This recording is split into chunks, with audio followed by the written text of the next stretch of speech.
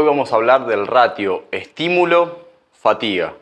¿Y por qué interesa hablar del ratio estímulo-fatiga? Porque cuando buscamos la máxima hipertrofia muscular se suele confundir la necesidad de realizar un estímulo en la musculatura con la aniquilación diaria de los grupos musculares. ¿Y qué quiero decir cuando hablo de la aniquilación diaria?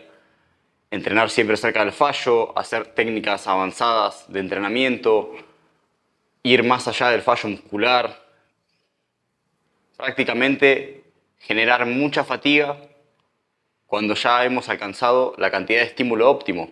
Hay una cantidad de estímulo la cual es aprovechable. Ya mayor estímulo generaría mayor fatiga, pero no nos daría mayores beneficios. Tenemos que entender que más es más, pero no es mejor. Mejor es mejor y más es más. Son cosas totalmente diferentes. Si bien es totalmente importante entrenar de manera intensa, entrenar cerca del fallo muscular, llegar de manera puntual e inclusive utilizar técnicas avanzadas de entrenamiento cuando buscamos la hipertrofia, tenemos que entender que para cada unidad de estímulo también estamos generando una unidad de fatiga. Por cada repetición, por cada serie, se genera fatiga. Esta fatiga generada de manera diaria, sesión a sesión, se acumula de manera residual. Es como, imaginemos que tenemos un vaso vacío y ese vaso le van cayendo gotas y gotas y gotas y gotas. Esas gotas serían la fatiga. Va a llegar un punto que el vaso se va a llenar de fatiga y eso nos va a pasar factura en nuestro entrenamiento. ¿De qué manera nos pasa factura? Dolores articulares, dolores en el tejido conectivo, estancamientos, agotamiento físico, no vamos a tener ganas de entrenar. Estos 5 factores. Entonces, para evitar llegar a este punto de un agotamiento físico y mental y de tener dolores y molestias, de estancarnos en nuestro progreso, es importante gestionarla para sacarle el máximo provecho al entrenamiento, evitando acumular mucha fatiga durante el mismo. ¿Y cómo hacemos para gestionar la fatiga de nuestra rutina? Bueno, a la hora de seleccionar los ejercicios, tenemos que tener en cuenta el ratio estímulo-fatiga, que evalúa la relación que tiene un ejercicio en cuanto al estímulo que nos ofrece y la fatiga que nos genera su ejecución. ¿Y cómo hacemos para evaluar el ejercicio? Bueno, lo primero, cuando realizamos un ejercicio, supongamos que realizamos un press de banca, lo primero que tenemos que buscar cuando buscamos dar estímulo es una conexión mente-músculo. Sentimos los músculos objetivos, sentimos el pectoral, el tríceps, el deltoides, pero principalmente el pectoral, lo sentimos trabajar, sentimos que está llevándose el trabajo de la serie, que esa carga y esas repeticiones están enfocadas en el pectoral. Bueno, lo primero es eso, la conexión mente-músculo, sentir que los músculos objetivos, cuando finalizamos la serie, realizaron el trabajo. El segundo punto, el bombeo. Normalmente la sangre y los fluidos viajan a los músculos como resultado de contracciones intensas y repetidas. ¿Esto qué quiere decir? Tenemos que conseguir un pequeño bombeo, no buscarlo, pero sí se tiene que dar gracias a la realización correcta del ejercicio, al haber utilizado un rango de movimiento óptimo, al estar trabajando de manera intensa. Se tiene que dar como un resultado, no buscarlo, pero sí se tiene que hacer presente una pequeña sensación de bombeo muscular, de sentir que la musculatura se contrajo, que se llenó de sangre y de fluidos debido a las contracciones musculares.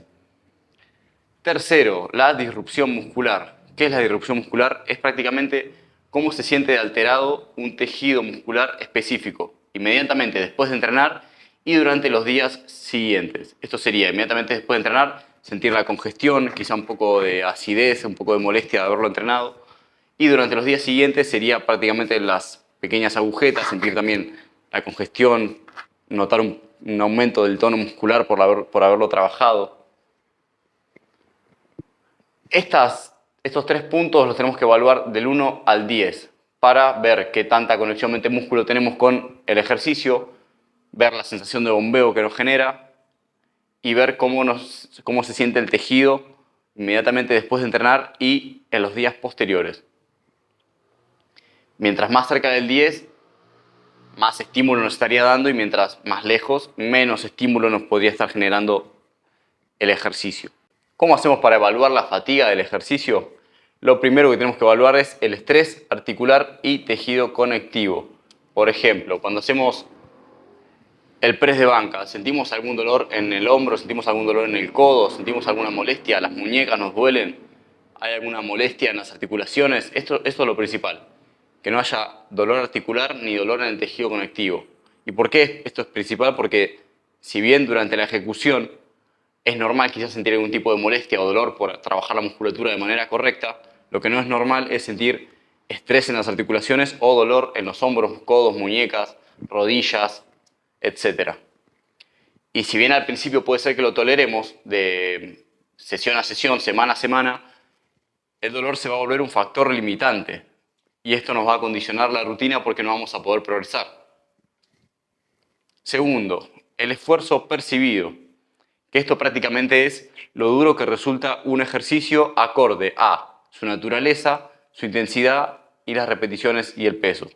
¿Qué quiere decir? Supongamos, vamos a hacer una sentadilla, un ejercicio de una naturaleza multiarticular, ejercicio básico, compuesto, muchas articulaciones, mucha masa muscular, claramente mucho más demandante que si hiciéramos una extensión de cuádriceps en la máquina, que es un ejercicio de una sola articulación, un solo músculo, estabilizados, sentados, muchísimo menos demandante. Entonces, de esta manera podemos analizar también del 1 al 10 qué tan duro nos pareció ese ejercicio.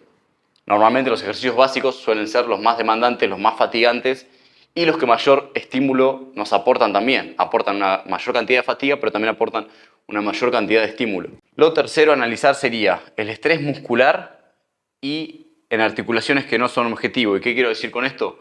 Normalmente cuando hacemos ejercicios básicos, aparte de trabajar la musculatura objetivo, como por ejemplo cuando hacemos un remo con barra, que vamos a trabajar los dorsales, va a trabajar el bíceps también y parte de la espalda alta, se suele implicar otra musculatura para estabilizar el movimiento, como por ejemplo los lumbares. Esa musculatura puede quedar muy sobrecargada en ese ejercicio, lo cual no significa que sea un punto malo.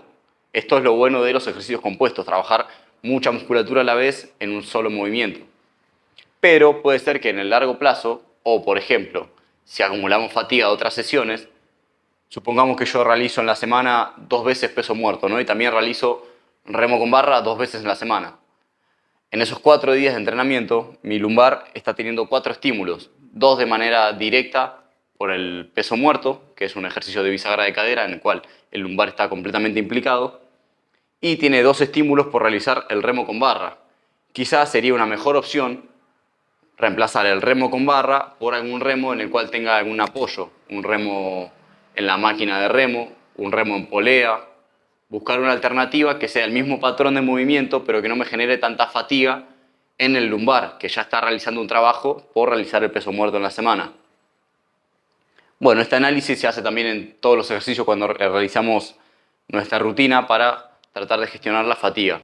Por norma general, los ejercicios libres, los ejercicios básicos, los multiarticulares, sentadillas, peso muerto, press de banca, remo con barra, dominadas, ejercicios libres suelen tener un mayor estímulo, pero también generan una mayor fatiga.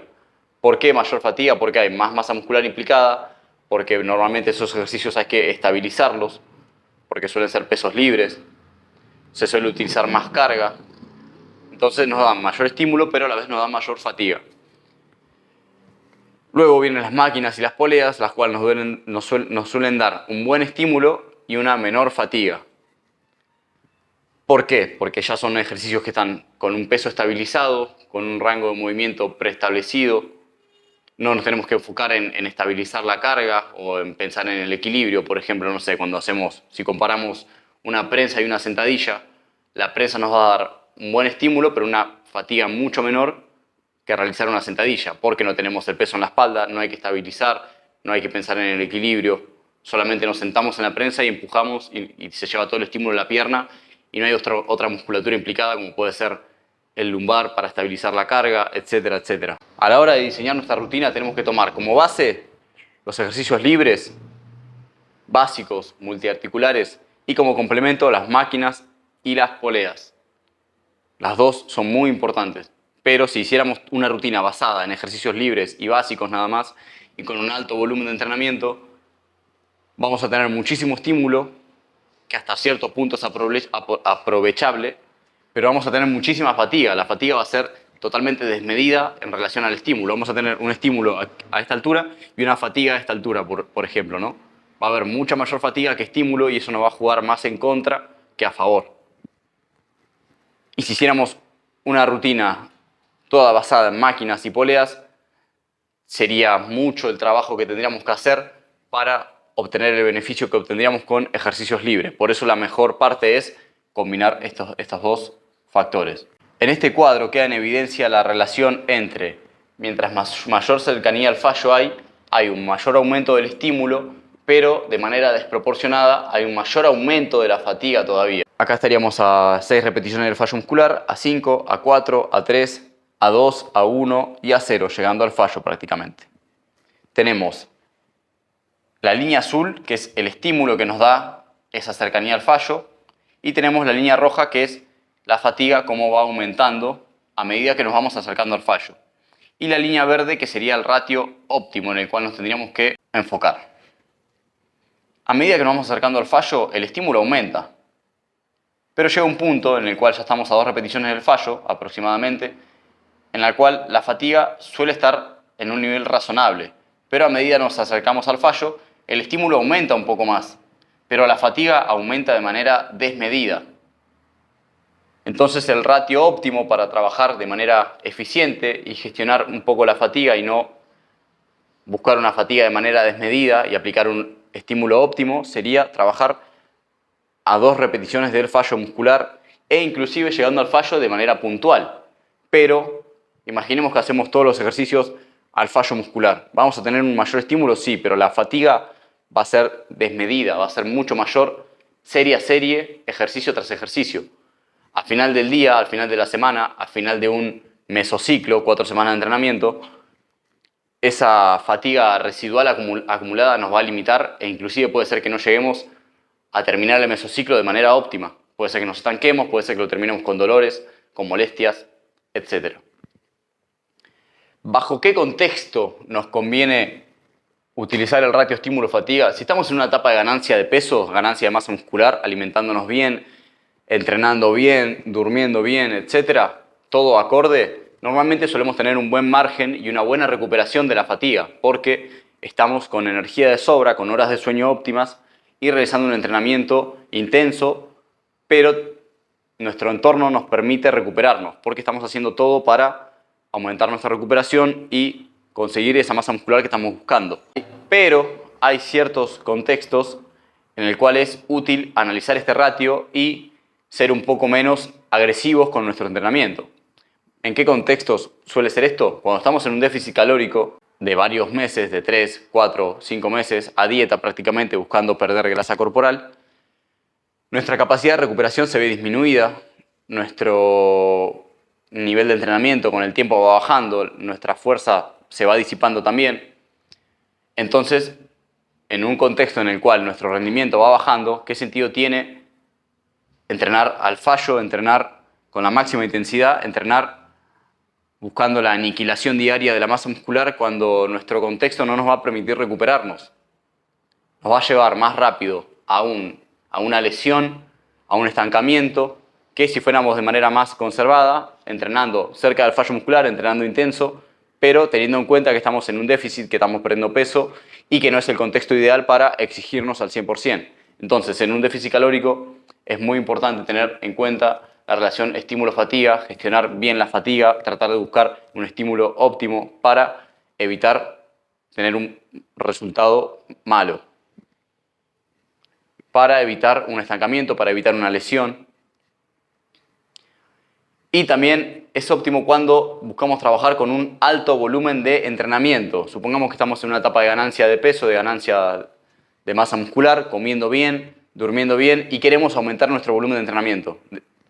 Queremos tratar de trabajar con el máximo volumen adaptativo, ¿no? Las mayores series que podamos asimilar.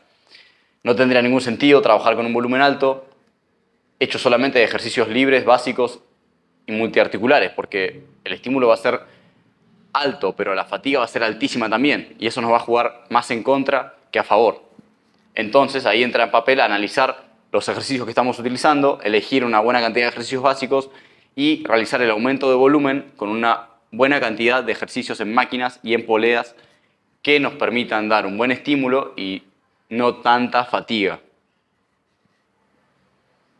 A modo de resumen, con lo que quiero que se queden con este video, primero, depende el contexto en el que estemos, tenemos que realizar un análisis mayor o menor. Si estamos en déficit calórico, tiene mucho sentido realizar este análisis, ver qué ejercicios nos dan un mayor estímulo y tratar de buscar reducir la fatiga al máximo. Si estamos en una etapa de ganancia de masa muscular, tiene mucho sentido tratar de buscar los ejercicios que nos den el mayor estímulo, trabajar con ejercicios que nos den fatiga, como los ejercicios básicos, pero realizar ese aumento de volumen en base a las máquinas y las poleas, ejercicios más estables, más cómodos de realizar, con menos fatiga general, en la cual vamos a poder meter un mayor volumen de entrenamiento y sacarle el máximo provecho.